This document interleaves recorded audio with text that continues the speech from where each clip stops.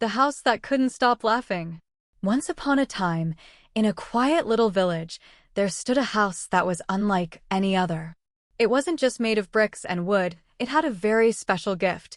It couldn't stop laughing. Every time the wind blew through its windows, or the birds chirped nearby, the house would giggle. Not a small chuckle or a polite laugh, oh no. The house would burst out in loud, hearty laughs that echoed for miles. People would stop in their tracks, wondering where the laughter came from. "Who's laughing so loudly?" asked Mrs. Butterworth, the baker, as she walked past the house one morning. "I don't know," said Mr. Grover, the farmer, scratching his head. "It's coming from that house, but houses don't laugh." The villagers were puzzled. They decided to investigate. They knocked on the door, but instead of a regular greeting, the house let out a huge HHHA. And the door swung open all by itself. Inside, the house looked, well, a little strange. The walls were painted with pictures of funny faces, and every piece of furniture seemed to be dancing. The chairs wiggled, the lampshades jiggled, and even the rug seemed to be giggling. "Hello," said the house, its walls shaking with laughter.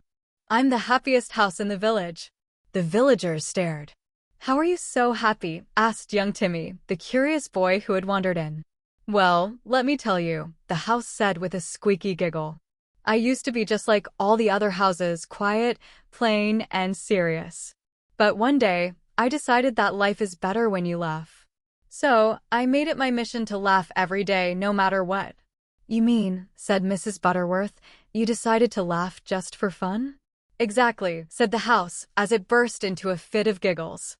"When I laugh, everything feels brighter. I make the people who visit feel good and sometimes just a little bit silly. And that's what makes me so happy." The villagers thought about it. Timmy grinned. "I think I want to be like the house. I'll laugh more too." And so every day, the villagers would come to visit the house and hear its joyful laughter. They would laugh together, and the whole village seemed to be a little happier. Even Mr. Grover, who had never smiled much, found himself chuckling whenever he passed by.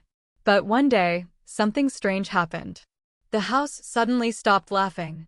The villagers rushed to check on it. "What's wrong, house?" Timmy asked. The house sighed. "I've been laughing so much that I forgot to listen." "Listen?" asked Mrs. Butterworth. "Yes," said the house. "I was so busy laughing I didn't pay attention to my friends. I didn't notice when they needed me to be quiet and just listen." The villagers nodded thoughtfully. "It's nice to laugh, but it's just as important to listen to others when they need help," Timmy said wisely. The house smiled. "You're right, Timmy. I've learned something today. Laughter is important, but so is being kind and understanding." From that day on, the house laughed when it was the right time and listened when it was needed most. And the villagers learned that laughter makes life sweeter, but kindness and listening make life even better. Moral of the story: laughter is wonderful, but it's just as important to listen and be kind to others when they need you. Hey, ATB peers! If you loved this video, click that like and subscribe so you don't miss the next one. Drop a comment below and let me know what you think. Or suggest stories you want, and we might just shout you out in the next video. Let's keep the good vibes rolling.